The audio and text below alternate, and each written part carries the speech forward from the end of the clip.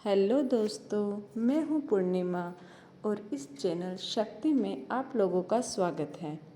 सभी व्रत और त्योहारों में विनायक जी की कहानी सुनी जाती है। विघ्न विनायक श्री गणेश जी को देवताओं में सर्वोच्च स्थान प्राप्त है। गणेश जी को देवताओं में प्रथम पूज्य माना जाता है, इसलिए त्योहार के दिन व्रत कथा सुनने के साथ विनायक जी की कहानी सुनी जाती है। इससे व्रत का पूर्ण फल प्राप्त होता है। तो आज के इस वीडियो में हम लोग विनायक जी की कहानी सुनेंगे। विनायक जी की कथा। आप कोई भी व्रत करो, जब तक आप विनायक जी यानी कि गणेश जी की कहानी नहीं सुन लेते हो, वो व्रत अधूरा माना जाता है।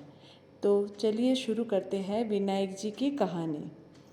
एक बार गणेश जी छोटे बालक के रूप में चिमटी में चावल और चम्मच में दूध लेकर निकले। वो हर किसी से कह रहे थे कि कोई मेरी खीर बना दो, कोई मेरी खीर बना दो। वहाँ पर एक बुढ़िया माई बैठी थी। उसने कहा, ला मैं बना देती हूँ। वह छोटा सा बर्तन चढ़ाने लगी तो गणेश जी ने कहा कि दादी माँ, छोटी सी भगोनी मत चढ़ाओ, तुम्हारे घर में जो सबसे बड़ा बर्तन है वही चढ़ाओ।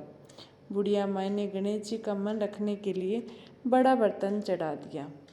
वह देखती ही रह गई कि वह जो थोड़े से चावल उस बड़े बर्तन में डाले थे वह तो पूरा भर गया है। गणेश जी ने कहा, दादी माँ, मैं नहा धोकर आता हूँ। जब खीर तैयार हो गई तो बुढ़िया माई के पोते पोती खीर खाने के लिए रोने लगे। बुढ़िया ने कहा, गणेश जी महाराज, तेरे भोग लगाना कहकर चूल्हे में थोड़ी सी खीर डाली और कटोरी भर भर कर अपने बच्चों को दे दी। बुढ़िया की पड़ोसन ऊपर छत पर से देख रही थी तो बुढ़िया ने सोचा यह तो चुगली कर देगी, इसलिए एक कटोरा भरकर उसे भी पकड़ा दिया। बेटे की बहू ने भी चुपके से एक कटोरी खीर ले जाकर खाई और कटोरी चक्की के नीचे छुपा दिया।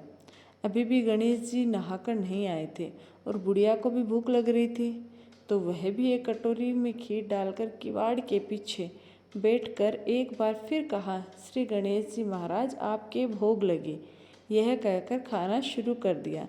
तभी गणेश जी आ गए। बुढ़िया माई ने कहा, आजा रे गणेश, खीर खा ले, मैं तो तेरा ही इंतजार कर रही थी। तब गणेश जी ने कहा, दादी माँ, मैंने तो खीर पहले ही खा ली। बुढ़िया ने कहा, कब खाई? गणेश जी ने कहा, जब तेरे पोते पोती ने खाई तब खाई थी, जब तेरे पड़ोसन ने खाई तब खाई थी, और जब तेरी बहू ने खाई तब भी खाई, और जब तूने खाई तो मेरा पेट पूरा ही भर गया। बुढ़िया ने कहा, बेटा, तेरी सारी बातें सच्ची है, लेकिन मेरी बहू बेचारी तो सुबह से काम में लग रही है, तो फिर उसने खीर कब खाई? गणेश जी महाराज ने कहा, चक्की के नीचे देख, जूठा कटोरा पड़ा है, तूने तो मेरे भोग तो लगाया, वह तो बिना भोग के ही खा गई।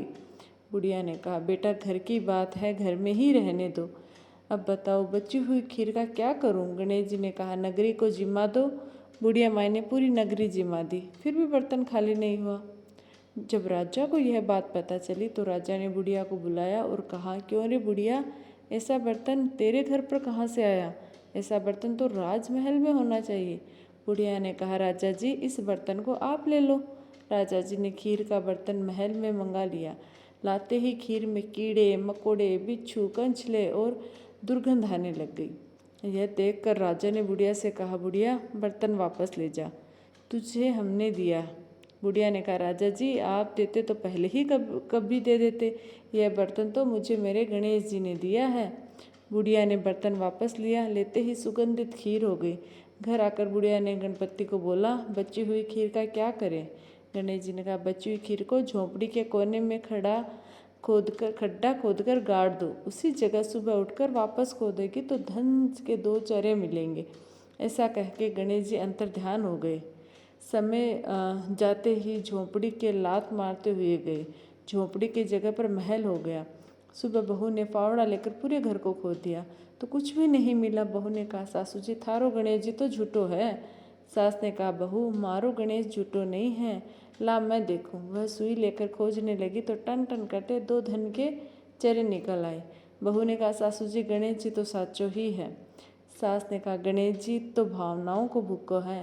हे गजानन जी महाराज, जैसा आपने बुढ़िया को दिया वैसा सबको देना।